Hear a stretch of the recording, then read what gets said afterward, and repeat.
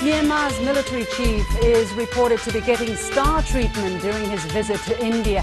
Why is India courting him so assiduously? And as China readies its new support base in Djibouti, why are Western media making such a fuss about the facility? Welcome to The Point. Live from Beijing, I'm Li Xin.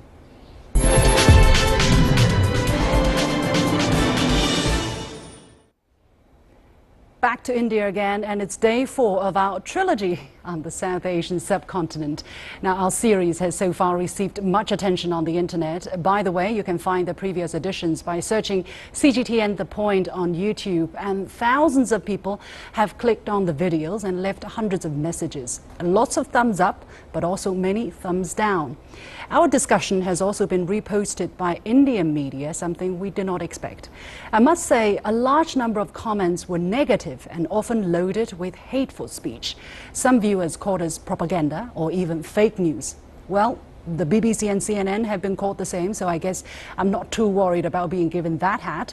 I think these comments, however, actually prove the value of our show. China has its story to tell, and my job is to provide equal opportunities whenever I can to different opinions so that you can get the bigger picture.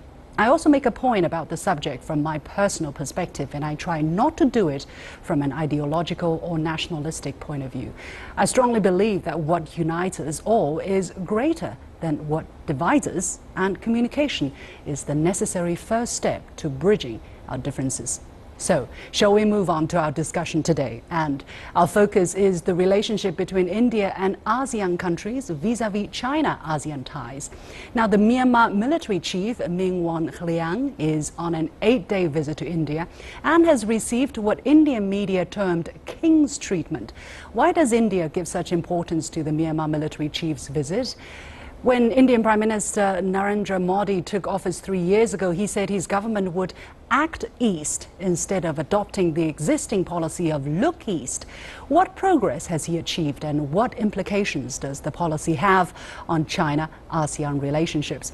For more on the topic, I'm pleased to be joined in New Delhi by Dr. Nagimpal Kipgan, Executive Director of the Center for Southeast Asian Studies at O.P. Jindal Global University, and by Dr. Victor Gao, Director of China-Myanmar Friendship Association. Gentlemen, welcome to the show. Dr. Kipgan, let me come to you first. Why does India give so much importance to the Myanmar military chief's visit, and what do they want to get out of this visit?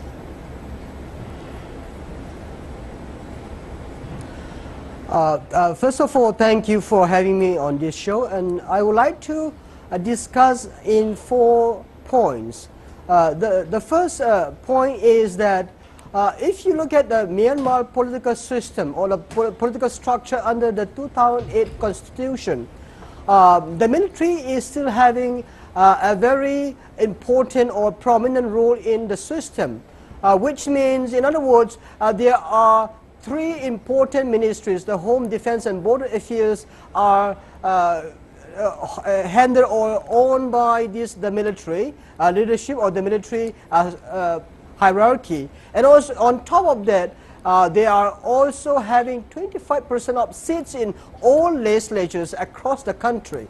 So Indian government or Indian leadership quite understand that the role of military is still very important, especially when it comes to security matter. This is the first point why India is giving such a high treatment to the visiting military chief of Myanmar. Yeah, Dr. Kipgan, hold your second point yet. Let me come to that later. But first of all, Dr. Gao, let me ask your take on this question. And also, it is reported that Indian media, by the Indian media, that India may provide additional military supplies to Myanmar in order to counter China's strategic inroads into Myanmar. What is your take on this? Well, first of all, India and Myanmar share a long common border, and the 2 countries are very long-standing relations with each other. So in this sense, I think it's not surprising that the Indian side will give high level of reception to the visiting military chief from Myanmar. However, if India's calculation is based on using Myanmar as a force of deterrence against China, then the Indian calculation may be very much misplaced. Mainly because I think if we look at China-Myanmar relations, it is built on friendship and goodwill, good neighborly relations. And I think the Myanmarese government, the Myanmarese military, the Myanmarese people will not be misguided to be used as a pawn in another country's strategy against China. I believe China-Myanmar friendship and good neighborliness will survive whatever attempts by another country which may want to endear its relations with Myanmar for its own strategic purpose. Dr. Kipgen, what is your take to what Dr. Gao just talked about? Yeah, I somehow agree with his assessment, but I also would like to add more, not only sharing more than 1,600 kilometers, but there are also people from both sides of the border. For example, the Kukis, the Nagas, the Kachins are settled both in Myanmar as well as in India. As I said earlier, it's not necessarily it's because of sharing border, but there are three other things as well. The second thing is that some of the Indian insurgent groups of Northeast India are based inside Myanmar. Therefore, it is important for the Indian leadership to have a good relation with the military leaders of Myanmar in order to deal with this insurgency problem in their own countries. That's second issue. The other issue is that, as you said in the introduction, it's Act East policy. India is trying to speed up this Act East policy. Therefore, Myanmar is a corridor to Southeast Asian country, ASEAN country. Therefore, it is important for Indian leadership to engage Myanmar. Yeah. And the other point being, Dr. Gao, let me ask Dr. Gao here about this Act East as it has been mentioned. What do you think are the considerations behind this upgrading of activeness in India's policy towards its ASEAN neighbors? And do you think they have achieved so far more or less what they wanted to achieve? No, I think from the Chinese perspective, we actually welcome India's attempt to put more emphasis on its relations with countries to its east, namely with ASEAN countries as well as with countries in the south eastern and southwestern part of China. And I would say countries like China, South Korea, Japan, and all the 10 ASEAN nations would be very happy to engage with India in economic and trade relations. On the other hand, I think we also want to see that India will behave in a responsible manner, especially in dealing with territorial disputes, for example, and also in dealing with very sensitive issues involving the Kingdom of Bhutan. Now, if these sensitive issues can be taken care of, I think we will all benefit from closer economic and trade ties between India on the one side, as well as with ASEAN countries, as well as with countries like China, Japan, and South Korea. We welcome more engagement with India. Dr. Kipgen, what is the Myanmar perception of all of this? I mean, you are originally from Myanmar.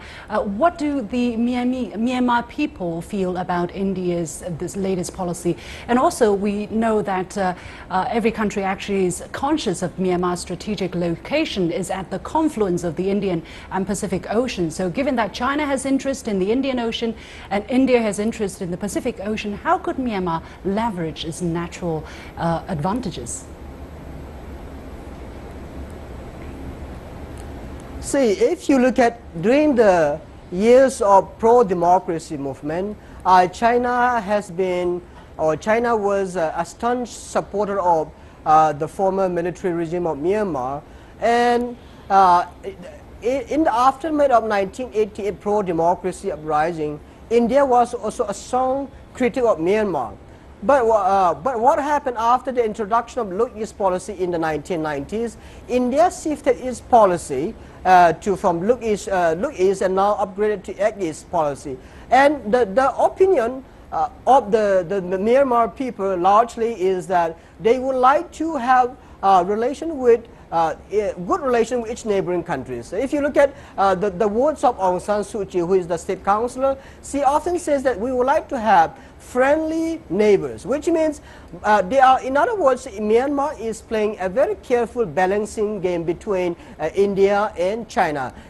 By engaging with India, I do not necessarily believe that Myanmar is going to abandon or Myanmar is going to have a different policy toward China. I think China is also very important. If you look at the investment, China remains the largest investor and the largest trade partner for Myanmar. And India is picking up. I think Myanmar is trying to have a good relation with not just dependent on China, but also turning toward India for economy and other sectors as well.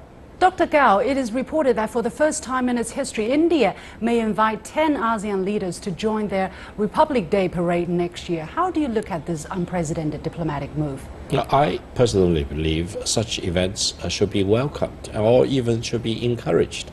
For India to have better and more friendly relations with the ASEAN countries or with any other country in the world, China has no problem with that. China encourages more peaceful and friendly relations between India and other countries. One point of caution I want to make is that from the Chinese perspective, there is awareness that sometimes India has a point against China in some of its diplomatic maneuvers. And if that is the case, I hope it is not the case, but if that is the case, then China and India should better deal with each other so that better friendly relations will prevail between New Delhi and Beijing, and neither China nor India would need to spend resources in rallying other countries as its partners against the other country. And very briefly, 30 seconds if you can, Dr. Nipken, could India and China have better relations with Myanmar and other ASEAN countries that are in everybody's interest?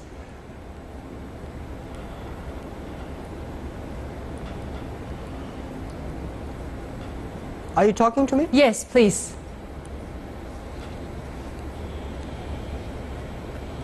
Yes, I think Myanmar is going to establish good relations with countries such as China, India, even the United States, even Japan and Australia and South Korea as well. It's in the interest of Myanmar. It's just opening up in recent years. Myanmar wants investment. People coming in, investing in the country. They would like to improve infrastructure. For that, Myanmar needs a good friendship with not just China, not just India, but Myanmar needs other good neighbors, including Western countries, so that it can improve its infrastructure and also it can improve its economic conditions and improve the conditions of the people of Myanmar. Oh, okay, thank you very much. We have to go. Dr. Nagimpal Kipgan, Executive Director of the Center for Southeast Asian Studies at O.P. Jindal Global University, and Dr. Victor Gao, Director of China-Myanmar Friendship Association. You have been watching The Point with me, Liu Xin, on CGTN. We'll take a short break, and I'll be back right after this. Stay with us.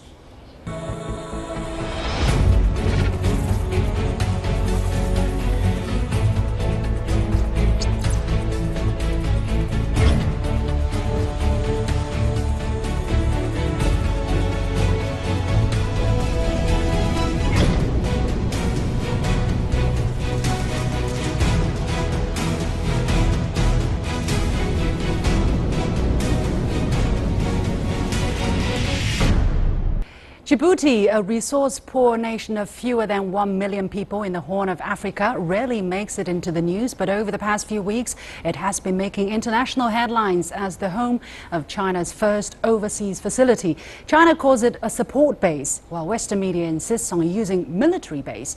Djibouti is indeed home to US's only permanent military base in Africa, France's largest military base abroad, and Japan's only foreign base anywhere. The country also hosts Italian, Spanish, and German German soldiers. The Saudis and Indians are also rumored to be interested in establishing outposts, as are the Russians. Despite all this, China's presence has raised concerns among Western and Indian media. Why is the U.S. wary of China's first overseas base when it has around 600 military bases overseas? What does China need to do to have such a base? Now, joining me today for the discussion are Professor Dennis Wilder in Washington, D.C., a former special assistant to President George W. Bush, and in Beijing, Mr. Tyler Jiang, a research fellow at the think tank Foreign Policy Research Institute based in Philadelphia, and last but not least, Ina Tangen, a current affairs commentator. Welcome, gentlemen, to the show. Now, Professor Wilder, why is the U.S. so wary of China's first new facility? Is it afraid that China will meet and surpass the United States as a military and economic power in the region, even though China never expressed such intention? Good evening. I think there are reasons why this has caught attention. First of all, it's not a surprise in Washington. We have seen that China has had greater ambitions for global reach ever since the new historic missions were announced by Hu Jintao in 2004, the new historic missions of the PLA. I think one of the reasons this has caught so much attention is Chinese and U.S. combat forces will now be about 16 kilometers away from each other in a very small port area. I don't know of any situation except perhaps back to the Korean War under very different circumstances where U.S. and Chinese forces were so close together. Now, this can be an opportunity for the two sides, but I think there is some unease in Washington as to why Beijing decided it needed a base quite so close to the American base. I think one reason is simply because Djibouti is so small. You can't really get much further away without, by having a base there. But anyway, Mr. Jiang, what is your take on the issue? And also, the support base is said to help China perform better in international obligations such as escorting, peacekeeping, and humanitarian aid. However, foreign media call the new facility a military base. What's the difference between these two? So thank you so much for having me on the show, and all the opinions that I express are my own. Now, as to the base itself, what its purpose is, I believe it's still slightly too early to truly gauge the potential that it has and what it'll sort of evolve into further down the line. But as of now, we definitely know for certain that it will be used by the Chinese military as a logistics base, supporting its anti-piracy operations sort of off the coast of Africa, as well as its peacekeeping obligations spread throughout Africa at the moment. Mr. Tangen, what is your take on this issue? Do you share the view that although China is calling it a support base, but it could be used for military purposes in the future? Well, quite frankly, I think my colleague in Washington is overlooking the fact that Chinese and American soldiers participate in peacekeeping missions under the banner of the United Nations. So I don't think this is an odd thing at all. In fact, I think it's very good for these armed forces to be looking at each other and understanding that both sides are human beings. The majority of the work that's being done there, as everyone will recall, Xi Jinping made a significant commitment of peacekeepers to the United Nations, and he's fulfilling that promise. Part of that is having the kind of forward bases that you can resupply these entities. There's an uptick in piracy that's going on the Horn of Africa. These are all issues that need to be done, and we are in a very tinderbox type situation with situations around the world as more turmoil, Sturm und Drang, is kind of dragged up by Donald Trump. Well, Professor Wilder, according to Pentagon's data of 2015 fiscal year, the United States maintains some 587 bases around the world. What effects do they have around the world? Are they really making the United States safer? And is China's support base designed to serve the same purpose in your eyes? I think that China has good reasons to have a strategic base in the Horn of Africa. After all, in 2011, China had to evacuate 35,000 of its citizens from Libya. Last year, China had to evacuate 600 of its citizens from Yemen. Wang Yi, in a speech earlier this year, Politburo member Wang Yi said that China now has 30,000 enterprises around the world. So I am not surprised or alarmed that China is putting a base there. I think, though, that China needs to be transparent about exactly what will go on at that base, as the United States tries to do with its many bases around the world. How do you look at the worry or the concern expressed in Western media that this having this base is a departure to China's principle of peaceful rise, Professor Wilder? Oh, I don't think this is a departure in that regard, and I wouldn't, I think that is an overstatement. What we have seen is China is a new global power. And as a new global power, it has a responsibility to protect its citizens abroad, to engage in counterterrorism and anti-piracy, as my colleagues have said. So I think that those who claim that this is something, there's something wrong with Chinese development here, I think are wrong. Mr. Jiang, now China's spending in Djibouti far exceeds U.S. spending by a factor of 10. Trade with China stood around $1 billion in 2014. That's almost 90%, by the way, of the country's foreign trade in total. Chinese support for infrastructure in that country is also set to top some $14 billion. How does the local population view China and U.S.'s presence and all these foreign troops? So this is an interesting point. As I received a letter earlier from an opposition member of the Djibouti government earlier last year.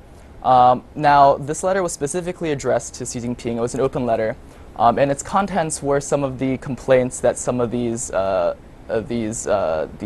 Djiboutian citizens felt that they had to sort of express to the Chinese government. A few of the issues that they have remains with the current regime in Djibouti, which is Omar Guelleh, and he's sort of seen in different lights across the world. He's been sort of criticized by the United States for breaking the Constitution and running for a fourth term.